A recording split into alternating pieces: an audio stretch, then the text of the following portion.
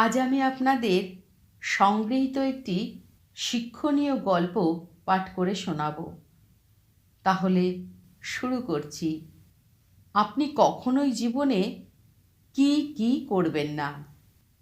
অসভ্য বা সভ্য হওয়ার কোনো বয়স হয় না, কোনো জেন্ডার হয় না। আজকের দিনে অসভ্য হয়েও নিজেকে কুল ভাবাটা খুব ট্রেন্ডিং।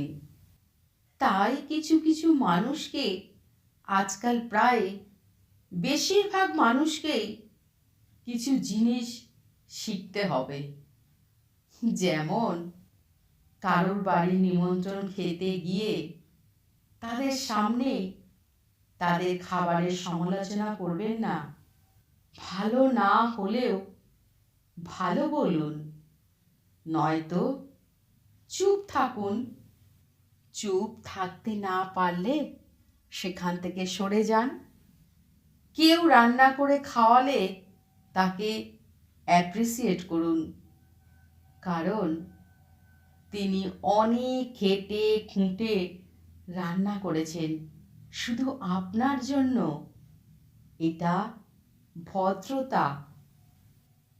ছোট বাচ্চার সাথে দেখা হলেই তার রেজাল্ট নিয়ে খোঁটা দিয়ে একটা কঠিন অঙ্ক জিজ্ঞেস করে তাকে বিপাকে ফেলে নিজের পাণ্ডিত্যের পরিচয় দেবেন না।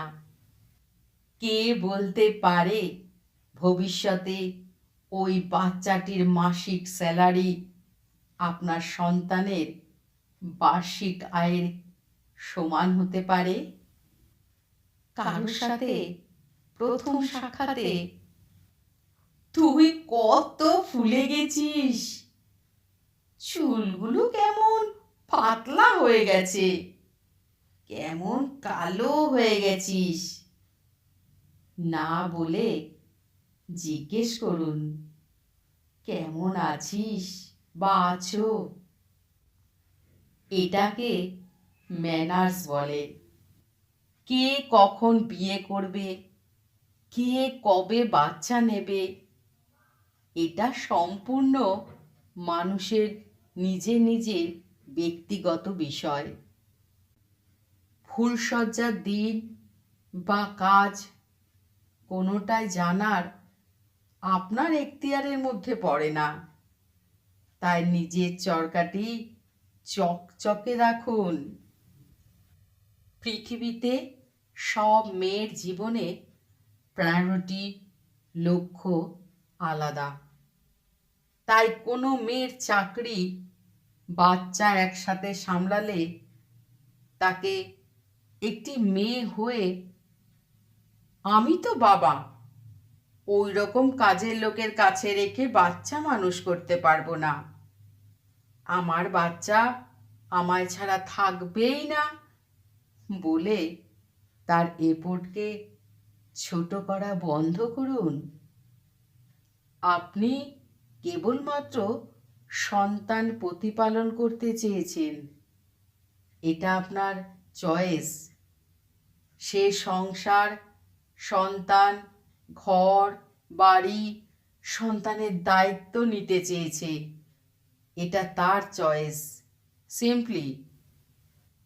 উল্টো দিকে যারা মা হওয়াটাকে প্রায়োরিটি দিল, তাদের দিনের শেষে এক বাটি করুণা ছুঁড়ে দিয়ে বলা, এত পড়াশোনা করলি, গান শিখলি, আঁকা শিখলি, কি হলো এসব করে?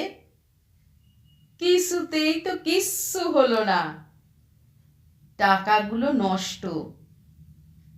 এগুলো বলা থেকে বিরতি থাকুন। বিয়ে না হলেই খুঁত আছে, বাচ্চা নিতে দেরি করছে মানেই কোনো দোষ আছে। পাড়ায় ঘুরে ঘুরে কিংবা ফোন করে এসব ছড়ানো বন্ধ করুন। আপনি মানুষ, মশা নন। অন্যের বাচ্চাকে রোগা, কালো, কমজোরি আখ্যা দিয়ে নিজের সন্তানের ঢাক পেটানো বন্ধ করুন। ফাঁকা কলসি বাজিয়ে বাজিয়ে লোককে শোনাতে হয় গুণী মানুষ প্রচার ছাড়াই সম্মান পান, শুধু সময়ের অপেক্ষা। অন্যের মেয়ের পেছনে লাগবেন না, দেখবেন কখন নিজের মেয়ে হাওয়া লিক হয়ে গেছে। অন্যের হক মারবেন না, উপকারী উপকার ভুলবেন না, আর অন্যের উন্নতি দেখে নিজে জ্বলবেন না।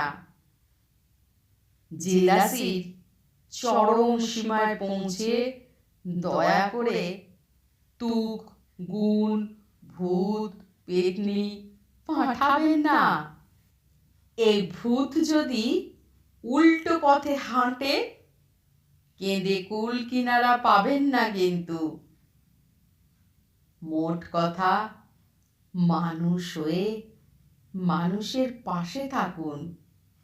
বাঁশ না দিয়ে কাঁধ দিন, যাতে সবাই সবার মতো ভালো করে থাকতে পারে, হাতে হাত ধরে হাঁটতে পারে নিজের স্বপ্ন পূরণের উদ্দেশ্যে। যারা আমার এই রকম গল্প শুনতে চান, তারা আমার এই ছোট্ট চ্যানেলটিতে সাবস্ক্রাইব করে পাশের বেল আইকনটা অল করে দেবেন। তাহলে আমি যখনই কোনো ভিডিও পোস্ট করব, তখনই সাথে সাথে আপনাদের কাছে সবার আগে পৌঁছে যাবে। আর ভালো লেগে থাকলে লাইক, কমেন্ট ও আপনার নিজের বন্ধুদের সাথে শেয়ার করতে ভুলবেন না যেন। সময় করে আমার এই গল্পটি শোনার জন্য আপনাদের অনেক অনেক ধন্যবাদ। নমস্কার।